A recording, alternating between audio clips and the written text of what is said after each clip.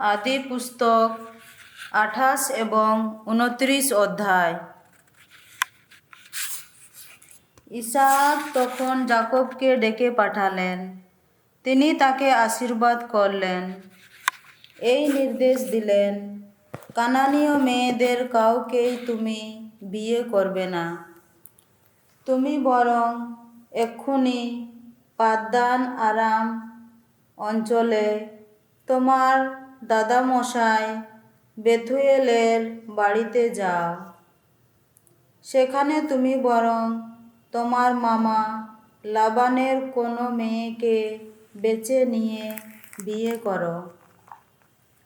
সর্বশক্তিমান ঈশ্বর তোমাকে আশীষ ধন্য করুন, তোমাকে ফলবান করে তুলুন, তোমার বংশবৃদ্ধি ঘটান, যাতে তোমার থেকে এক জাতি সংঘের উদ্ভব ঘটে। আশীষ ধন্য করে আব্রাহামকে তিনি যা দিয়েছেন, তোমাকেও তোমার বংশধরদেরও তিনি যেন তাই দেন, যাতে তুমি এই যে দেশে এখন প্রবাসী হয়ে রয়েছ, ঈশ্বর যে দেশ আব্রাহামকে দিয়ে রেখেছেন, সেই দেশ যেন তোমারই আপন দেশ হয়ে উঠতে পারে। এবার ইসহাক যাকবকে রওনা করিয়ে দিলেন, আর যাকব গেলেন পাদ্দান আরাম অঞ্চলে, সেই লাবানেরই কাছে, যে লাবান ছিলেন আরামীয় বেথুয়েলের পুত্র, ছিলেন যাকব আর এসোয়ের মা রেবেকার আপন ভাই। এদিকে এসো তো দেখেইছিলেন ইসহাক যাকবকে আশীর্বাদ করেছেন, তাকে পাদ্দান আরাম অঞ্চলে সেখানকার একটি মেয়েকে বিয়ে করার জন্য পাঠিয়েও দিয়েছেন, এবং আশীর্বাদ করার সময়ে তাকে এই নির্দেশ দিয়েছেন, কানানীয় মেয়েদের কাউকেই তুমি বিয়ে করবে না। আর যাকবও তখন বাবা মার কথা মতো পাদ্দান আরাম অঞ্চলে চলে গেলেন। তাই বাবা ইসহাক কানানীয় মেয়েদের মোটেই পছন্দ করেন না। এই কথা বুঝতে পেরে তিনি আব্রাহামের পুত্র ইসমায়েলের কাছে গিয়ে তার মেয়েকে, অর্থাৎ নেবায়োতের বোন মাহালাতকে বিয়ে করলেন।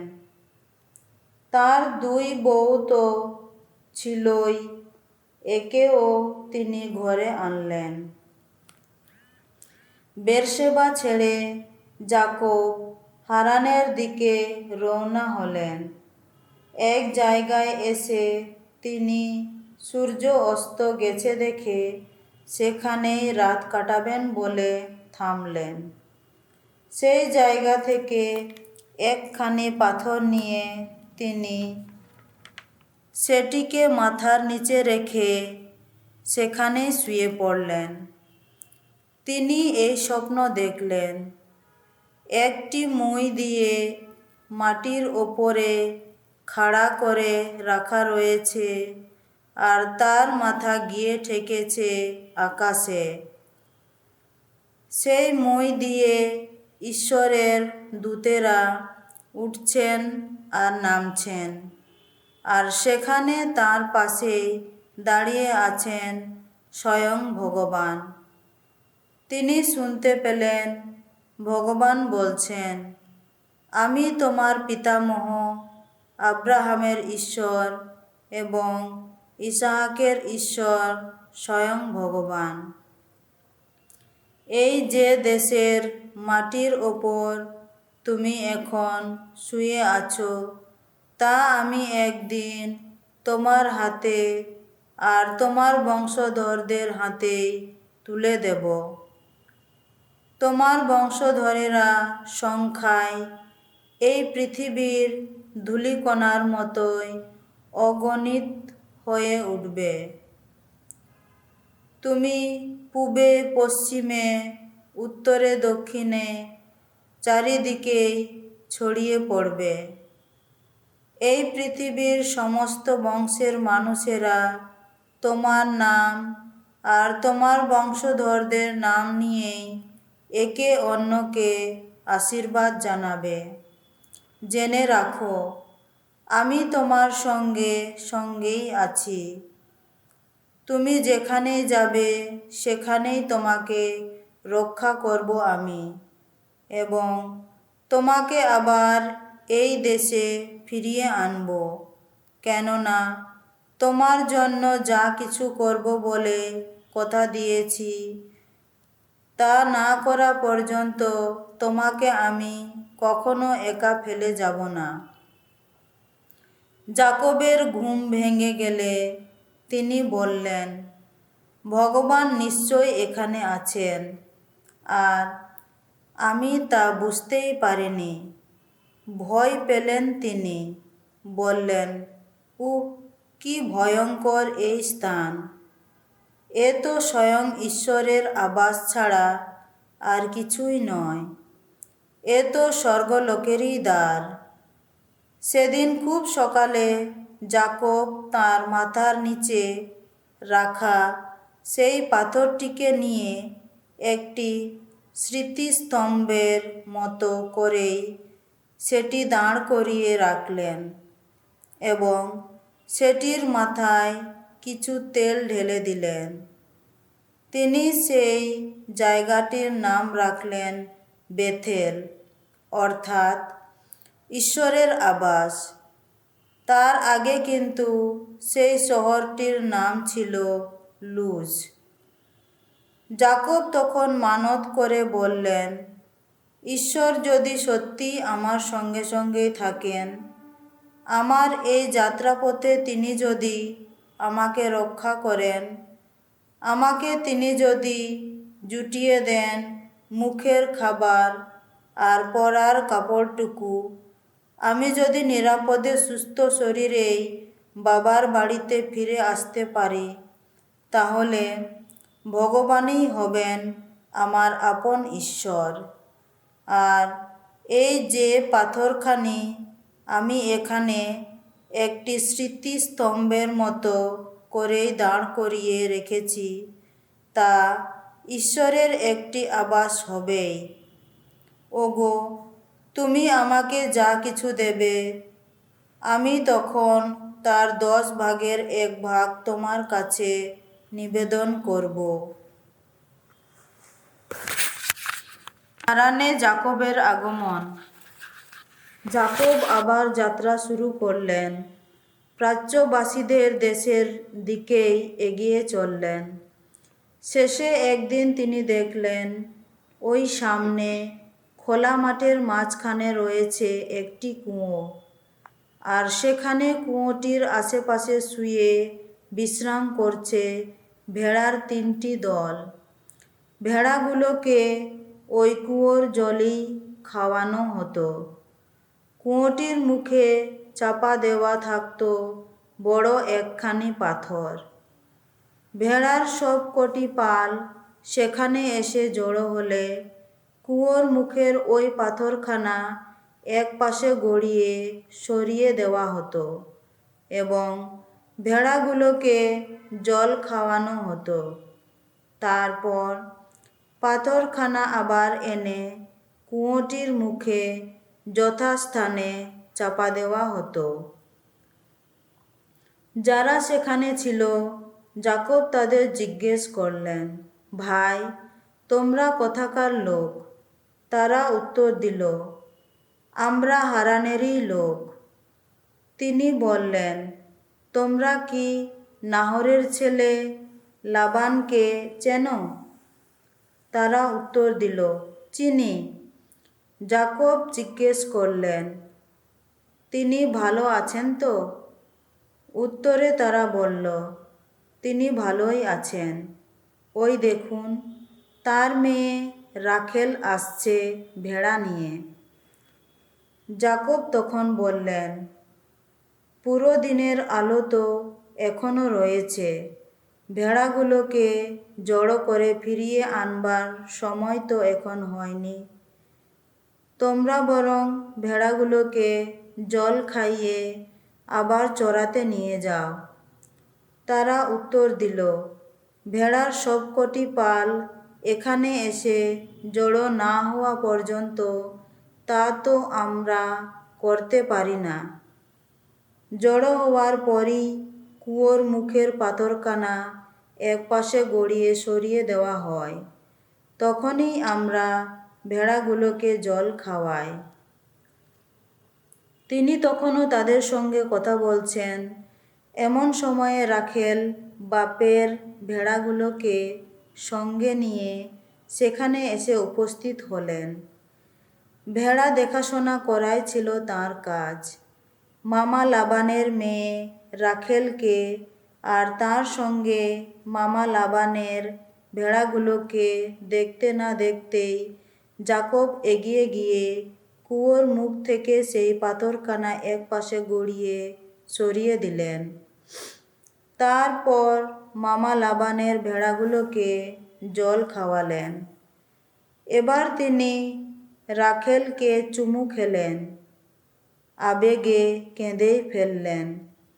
তিনি তখন রাখেলকে জানালেন তিনি তার বাবার আত্মীয়, রেবেকার ছেলে। রাখেল তখন দৌড়ে গিয়ে বাবাকে খবরটা জানালেন। নিজের বোনের ছেলে যাকবের আসার খবর পাওয়া মাত্রই লাবান ছুটে গিয়ে পথেই তার সঙ্গে দেখা করলেন। তাকে জড়িয়ে ধরে সস্নেহে চুমু খেলেন তিনি। তারপর তাকে সঙ্গে করে ঘরে নিয়ে গেলেন।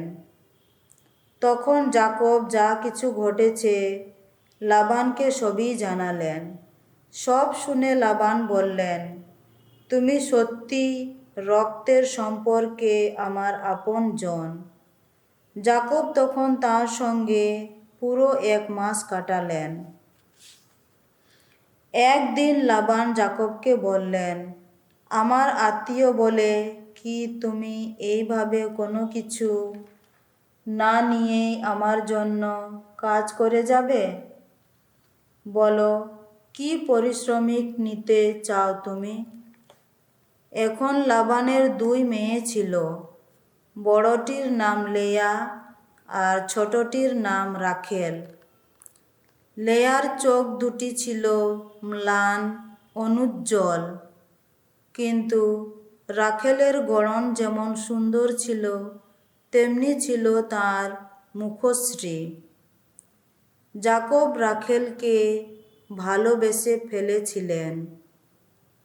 তিনি উত্তর দিলেন, আপনার ছোট মেয়ে রাখেলকে পাবার জন্য আমি 7 বছর ধরে আপনার এখানে কাজ করতে রাজি আছি।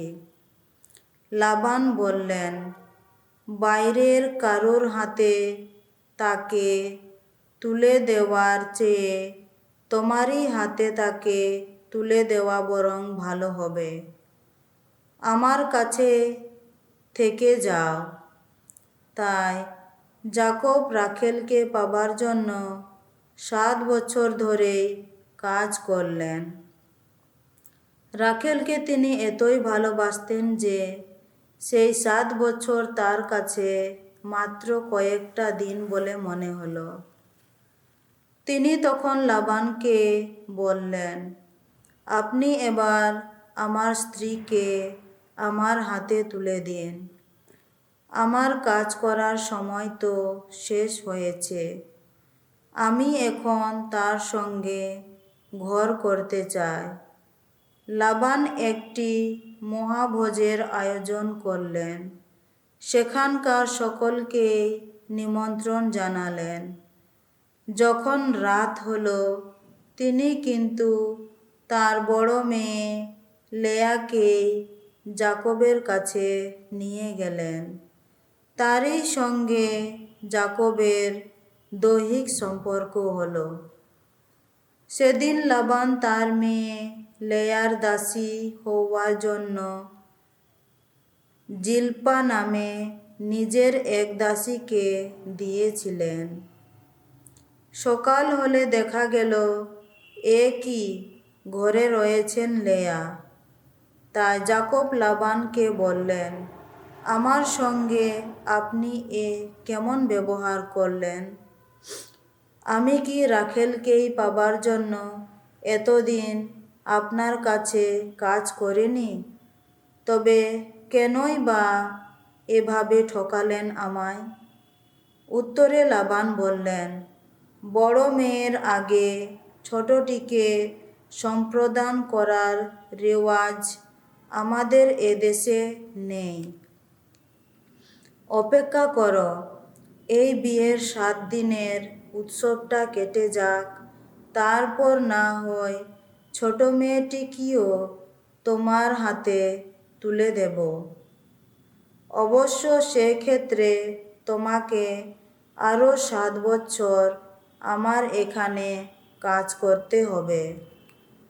যাকব রাজি হলেন। বিয়ের উৎসবের 7টি দিন শেষ না হওয়া পর্যন্ত অপেক্ষা করলেন তিনি।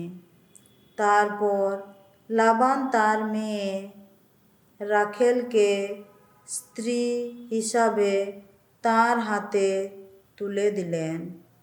লাবান তার মেয়ে রাখেলের দাসী হওয়ার জন্য বিলহা নামে নিজের এক দাসীকে দিলেন। যাকব তখন রাখেলের সঙ্গেও সহবাস করলেন। লেয়ার চেয়ে রাখেলকেই তার বেশি পছন্দ হলো। এরপর আরও 7 বছর ধরে লাবানের জন্য কাজ করলেন তিনি। লেয়া যে অনাদরে আছেন তাই দেখে ভগবান তাকে গর্ভধারণে সক্ষম করে তুললেন। রাখেল বন্ধ্যা হয়ে রইলেন। লেয়া গর্ভবতী হলেন এবং একটি পুত্র সন্তানের জন্ম দিলেন। তিনি তার নাম রাখলেন রুবেন। তিনি বললেন, এতে বোঝাচ্ছে ভগবান আমার দুর্দশা প্রত্যক্ষই করেছেন। তিনি আরও বললেন, এবার আমার স্বামী নিশ্চয়ই আমাকে ভালোবাসবেন। তিনি আবার গর্ভবতী হলেন এবং আর একটি পুত্র সন্তানের জন্ম দিলেন। তিনি বললেন, আমি যে অনাদরে আছি সে কথা শুনেই তো ভগবান এই সন্তানটিও দিয়েছেন আমায়। সেই মতো তিনি ছেলেটির নাম রাখলেন সিমেয়ন। এরপর আবার তিনি গর্ভবতী হলেন এবং আর একটি পুত্র সন্তানের জন্ম দিলেন। তিনি বললেন, এবার নিশ্চয়ই আমার সঙ্গে আমার স্বামীর একটা প্রাণের বন্ধন গড়ে উঠবে। আমি তো তার তিনটি পুত্র সন্তানের জন্ম দিয়েছি। সেই মতো ছেলেটির নাম রাখা হলো লেবি। তিনি আবার গর্ভবতী হলেন এবং আর একটি পুত্র সন্তানের জন্ম দিলেন। তিনি বললেন, এবার আমি ভগবানের গুণগান গাইব। সেই মতো তিনি ছেলেটির নাম রাখলেন জুদা। তারপর কিছুদিন তার আর সন্তান হলো না।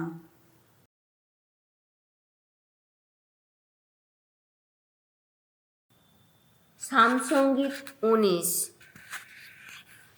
1 থেকে 14 পদ পর্যন্ত। অন্তরিক্ষ ঈশ্বরের মহিমা ঘোষণা করে, আকাশমণ্ডল প্রকাশিত করে তার সৎকর্ম কাহিনী। দিনের কাছে দিন সেই বার্তা বহন করে আনে, রাতের কাছে রাত অর্পণ করে যায় সেই সমাচার। এতে নেই কোনো বাক্য, নেই কোনো ভাষা, নেই শ্রুতিগোচর কোনো স্বরধ্বনি। তবুও পৃথিবীময় বেজে ওঠে তাদের ঘোষণা, ছড়িয়ে পড়ে তাদের বাণী বিশ্বের প্রান্ত সীমায়। ঈশ্বর অন্তরিক্ষে স্থাপন করেছেন সূর্যের আবাস। সূর্য যেন বাসর থেকে বেরিয়ে আসা বরেরই মতোই, মহাপ্রতিযোগীর মতো মনের আনন্দ। সে তো নিজের দৌড়ের পথ ছুটে যায়, দিগন্তের এক প্রান্ত থেকে ওঠে। সে তো ঘুরে ঘুরে আকাশের অন্য প্রান্তে পাড়ি দেয়। তার উত্তাপের হাত থেকে কোনো কিছুরই মুক্তি নেই। ভগবানের বিধান ত্রুটিহীন, প্রাণকে সঞ্জীবিত করে। ভগবানের নির্দেশবাণী সুনিশ্চিত, সরল মতিকে প্রবুদ্ধ করে। ভগবানের আজ্ঞাবলী ন্যায়সঙ্গত, হৃদয় আনন্দদায়ী। ভগবানের আদেশবাণী প্রাঞ্চল, নয়নে আলোক সঞ্চারী। ভগবদ্ভীতি পুণ্যময়, নিত্যস্থায়ী। ভগবানের বিচারাবলী নিত্য নির্ভয়, সদা ধর্মময়। স্বর্ণের চেয়ে বিশুদ্ধ, স্বর্ণরাশির চেয়েও লোভনীয়। মধুর চেয়ে মৌচাকে ঝরে পড়া, মধুর চেয়েও মধুর। তোমার সমস্ত কথা সেবকের অন্তরে জাগায় চেতনা। সে কথা যেন মেনে চলে, সে তো পায় মহা পুরস্কার। কিন্তু হায়, নিজের ভ্রান্তির কথা কেউ বা বোঝে বলো? ওগো অজ্ঞাত, পাপের হাত থেকে আমায় মুক্ত করো তুমি। তোমার সেবককে ওগো অহংকার থেকে দূরে রেখো তুমি। দেখো, আমার উপর যেন অহংকার প্রভুত্ব না করে কোনো দিন। তবেই তো নির্দোষ হব আমি, তবেই তো হব আমি গুরু পাপহীন। মুখ আমার যা কিছুই বলে, মন আমার যা কিছুই ভাবে, আহা, তোমার দৃষ্টিতে যেন গ্রহণীয় হয় ওগো ভগবান। শৈলেশ্বর আমার, ওগো পরিত্রাতা আমার।